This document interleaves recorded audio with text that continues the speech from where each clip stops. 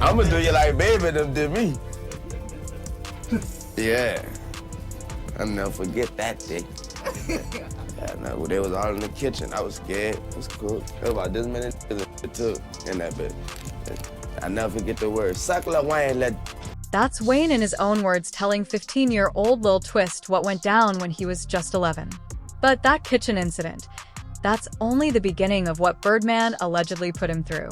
The come-up came with a cost. Yo, what's good, fam? Look, we got to have a real conversation today about one of the most disturbing dynamics in hip-hop history.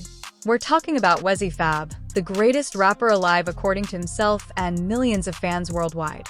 But before he was dropping classics like the Carter 3, before he was kissing Grammy trophies and selling out arenas across the globe, young Dwayne Michael Carter Jr. was just a kid from Holly Grove, New Orleans, navigating a world of violence, poverty, and predators, wearing expensive suits and flashing record deals.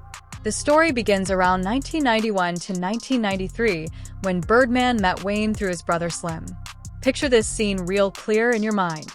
Wayne was just 8 or 9 years old at the time. His biological father had already bounced on the family, leaving the young, and without that paternal guidance, every kid needs to navigate this cold world. Wayne's mother, Josetta Carter, was doing her absolute best to raise him amid the chaos of New Orleans streets, a city known for its music and its culture, but also its violence and its poverty. Then here comes Brian Birdman Williams, co-founder of Cash Money Records, stepping into this young boy's life like some kind of savior figure. But the question that's haunted this story for decades remains: was he really saving Wayne, or was he setting up something far more sinister from the very beginning? You got to understand the context of New Orleans in the early 90s. The murder rate was through the roof. Crack had devastated communities. Young black boys were getting killed or locked up at alarming rates. So, when a successful businessman with jewelry dripping off his neck and luxury cars in his driveway chose interest in your talented son, his mother wouldn't see that as an opportunity for escape. Josetta Carter saw Birdman as a path out of poverty for her gifted child. She couldn't have known, or maybe she couldn't have imagined, what that path would actually entail. Birdman signed Wayne to Cash Money in 1993 when the kid was just 11 years old, forming the Hot Boys with Juvenile, BG, and Turk. Think about that for a second, and let it really register. 11 years old, that's 5th grade, fam. That's still believing in Santa Claus for some kids. While other children his age were worried about homework, recess, and who was going to pick them first for kickball, Wayne was being molded into a rap prodigy by grown men in the music industry. Men who had their own agendas. Men who saw dollar signs when they looked at this talented little boy from the projects. Birdman claimed he adopted Wayne in 1995, though no official records have ever surfaced to verify this adoption actually took place. Think about how significant that claim is. Birdman went around telling the world he legally adopted this child, cementing himself as Wayne's father in the public eye.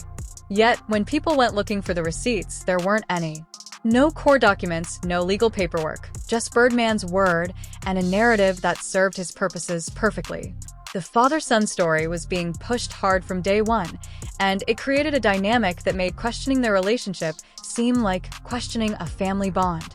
The dynamic they built was intense on every level.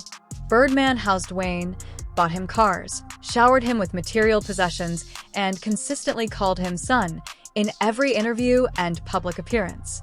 Wayne reciprocated that energy completely, going so far as to tattoo BM Jr. on his chest. Birdman Jr., let that sink in. A child permanently marked his body with a tribute to this man.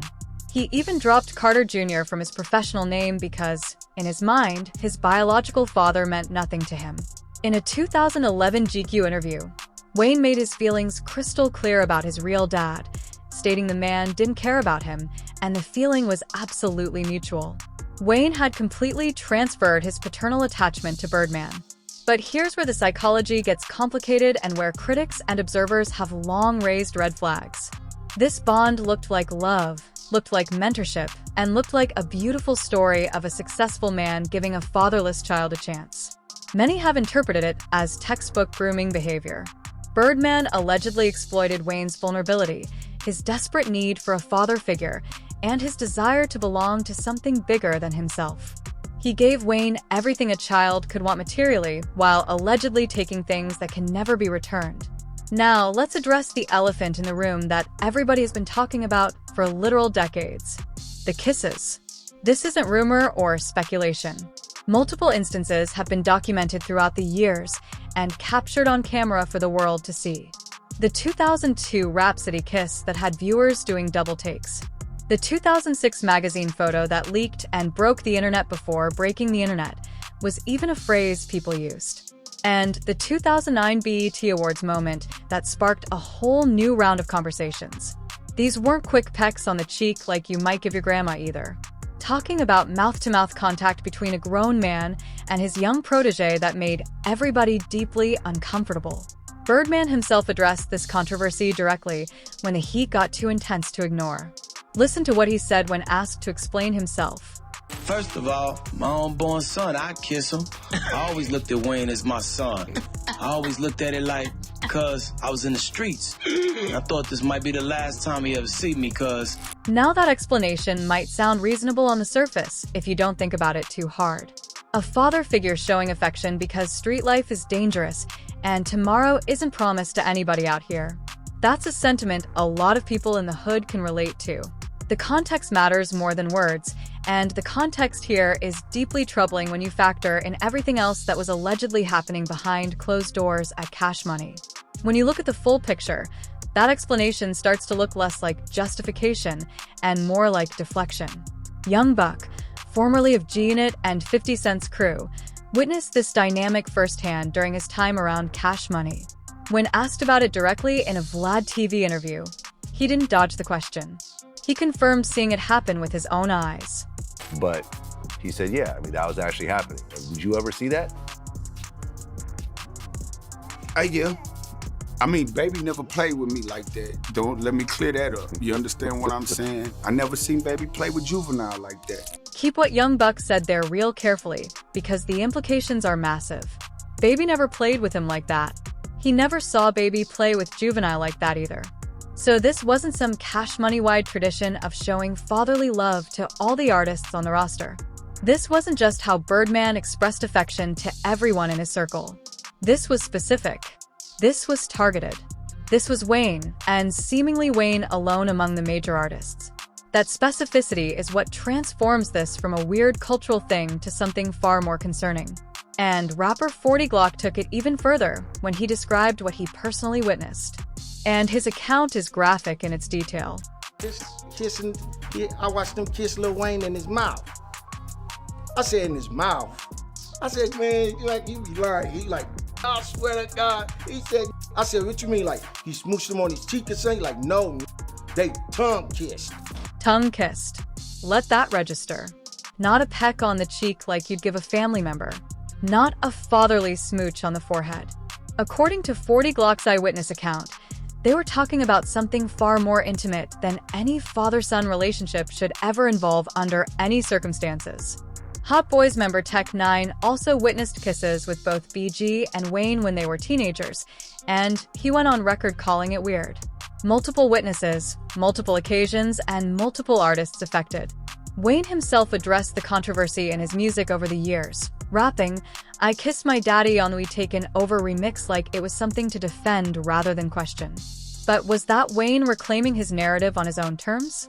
Or was it a traumatized young man normalizing something that should never have been normalized in the first place? Was he defending Birdman or defending himself from the shame of what had happened to him? The streets have been debating this for years. And the answer isn't as simple as some folks want it to be when it comes to trauma and how victims process their experiences. The trauma that shaped a legend. All right, fam.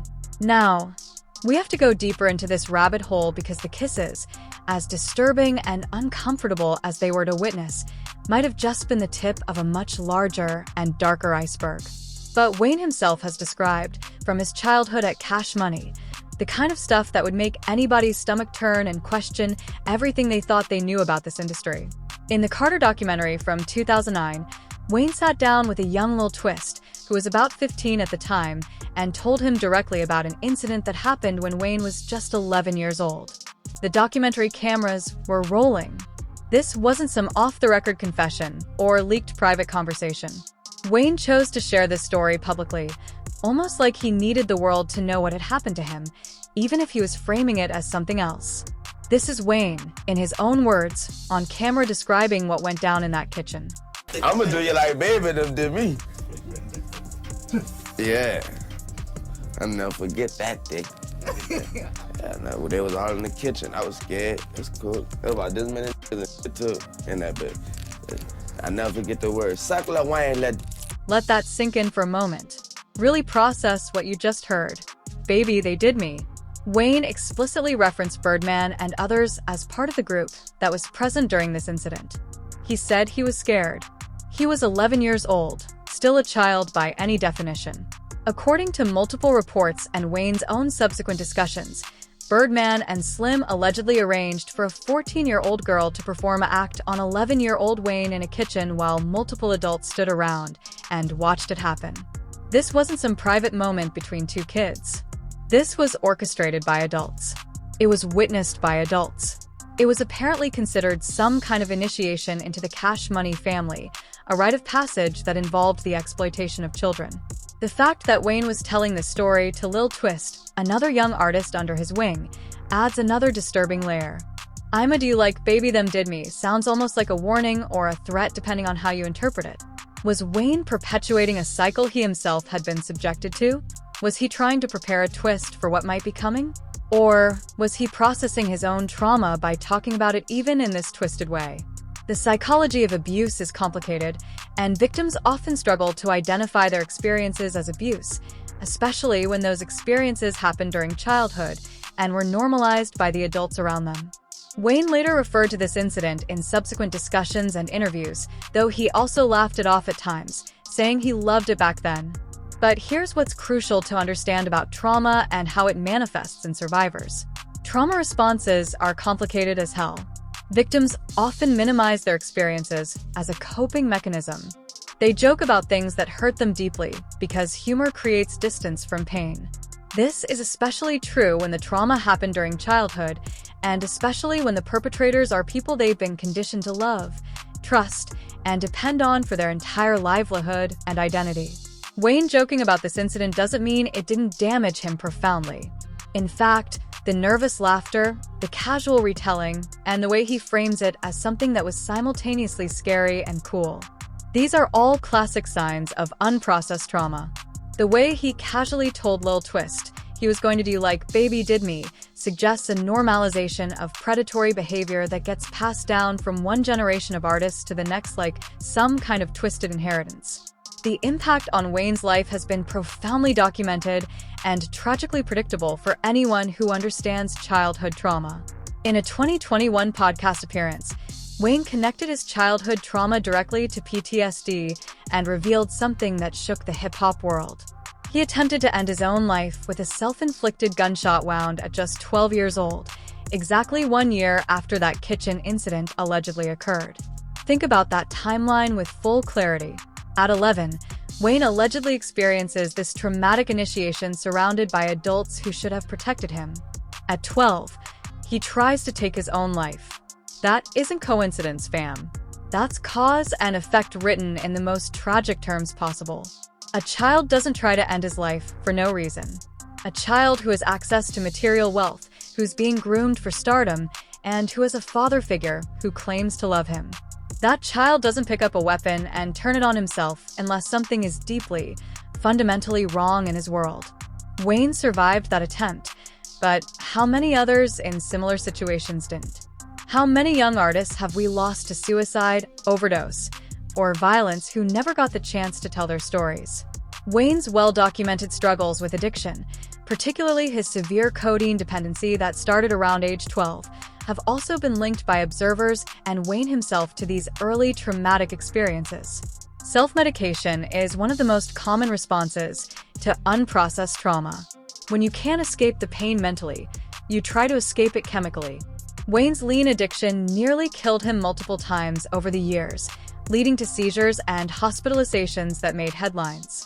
When you look at the pattern, the early signing to a label run by adult men, The inappropriate physical affection that multiple witnesses observed, the alleged orchestrated encounters involving minors, the subsequent mental health struggles, the suicide attempt, and the substance dependency.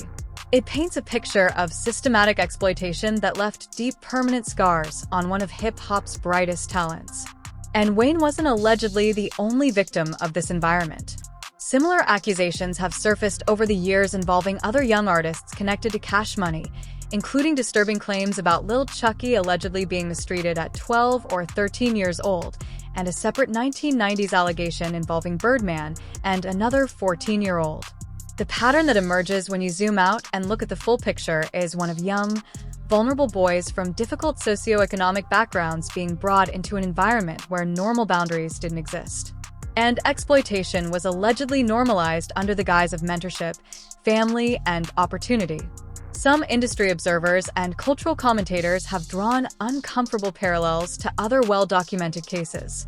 There seems to be a disturbing pattern in certain corners of the entertainment industry where the exploitation of minors gets repackaged as mentorship, as toughening kids up, as preparing them for the real world. It's abuse dressed up in different clothes.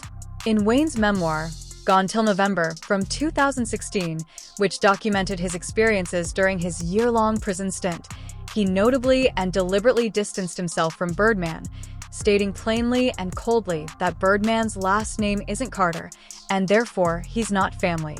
That single statement is incredibly significant, coming from someone who spent most of his life calling this man daddy, who tattooed tributes on his body, who defended their relationship publicly for years, and who kissed this man on camera and then defended that, too.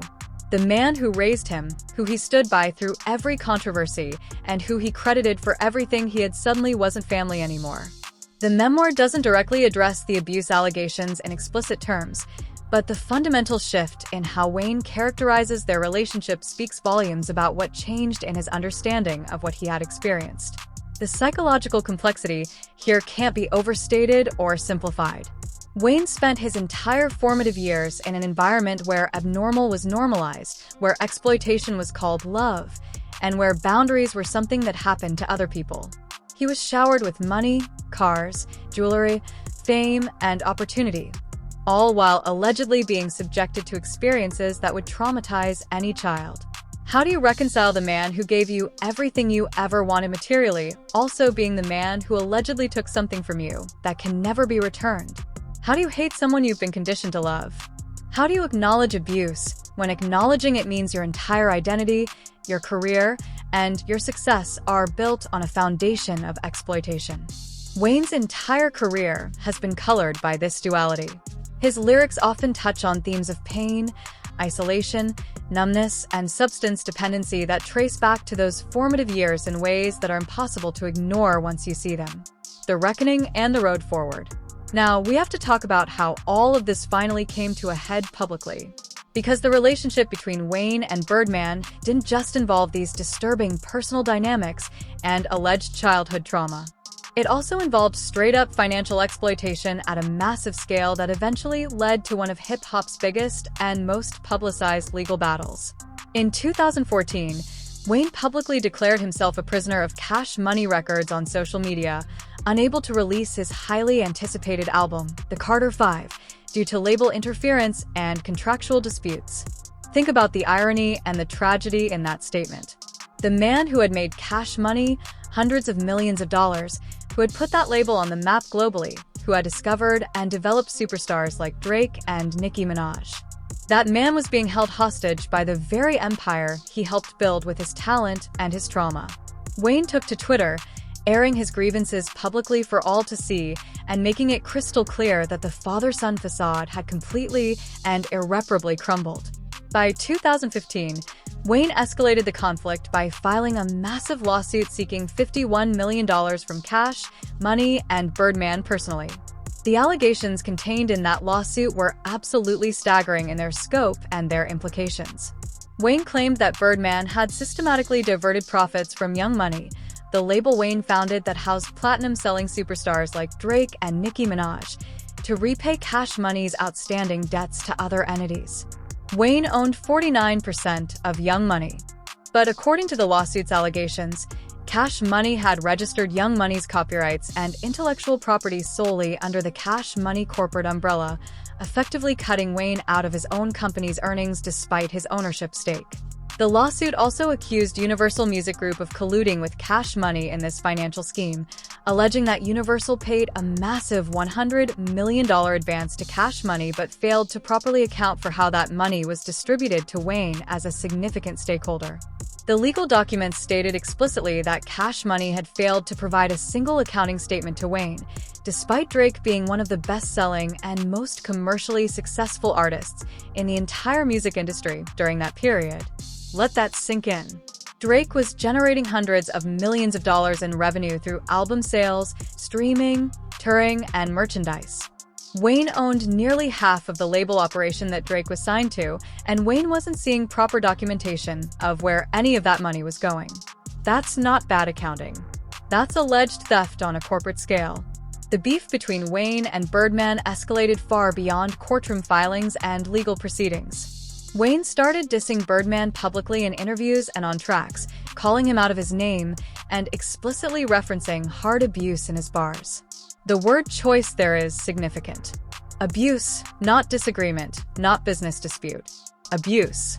In 2015, the conflict turned violent when drinks were thrown at Wayne during a live performance.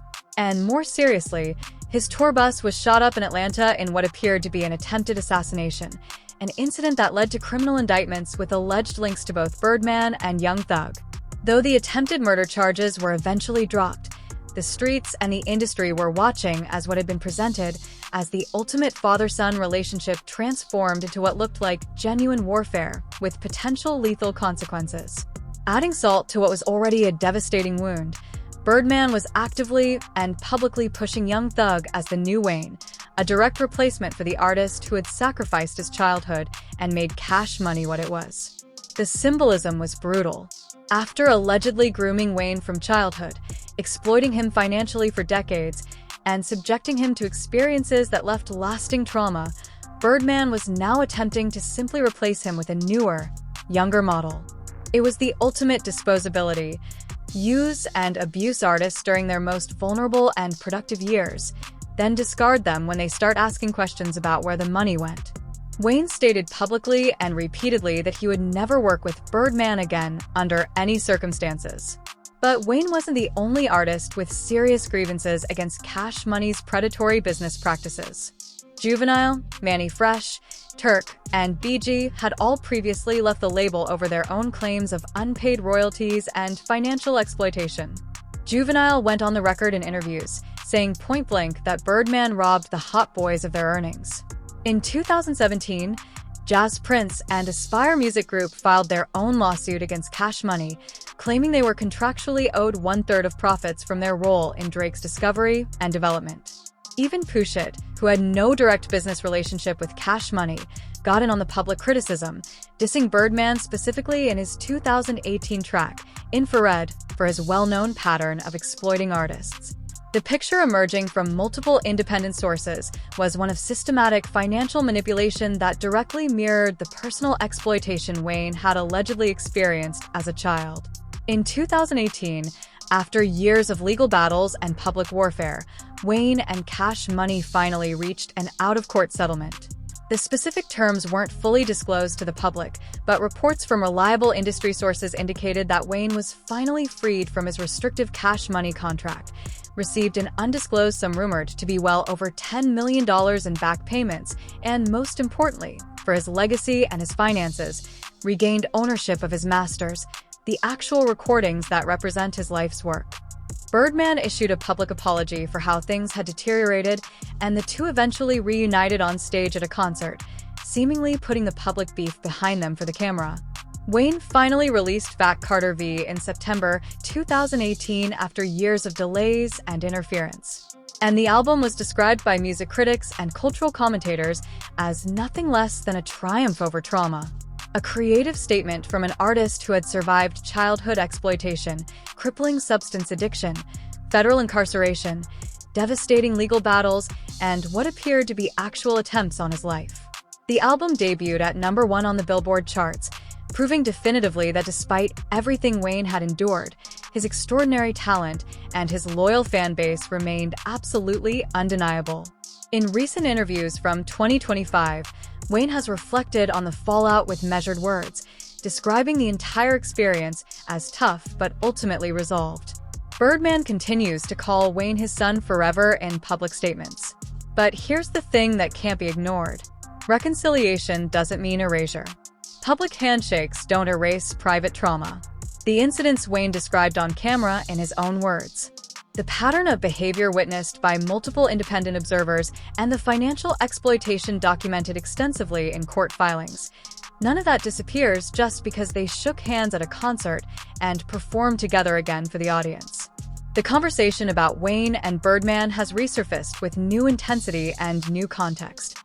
Social media is filled with discussions comparing the two situations directly, with many users arguing passionately that what happened to Wayne was even more brazen and more disturbing because so much of it occurred in plain public sight. The kisses were broadcast on television for millions to see. The documentary footage where Wayne describes the kitchen incident exists and is readily accessible.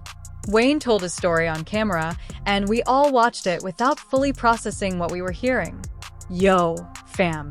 What makes this story so deeply painful is that Wayne is arguably the most talented and influential rapper of his entire generation. His wordplay is unmatched. His flow revolutionized the genre. His prolificacy, releasing quality music at a pace that put other artists to shame, became legendary. But at what cost did that legend emerge? How much of Wayne's artistic brilliance was forged in the fire of trauma that he never asked for and never deserved? How many of his most celebrated songs are actually expressions of pain that we mistook for mere braggadocio? And how many other young artists have experienced similar situations in this industry without ever finding the platform, the courage, or the opportunity to speak about it publicly? The music industry is at a crossroads right now. And it's a crossroads it should have reached decades ago. The walls are finally coming down. The secrets that everybody knew but nobody would say out loud are spilling out into the open. The powerful figures we celebrated for decades are being revealed in new and deeply troubling lights. Birdman built an empire on the backs of young artists from the impoverished neighborhoods of New Orleans.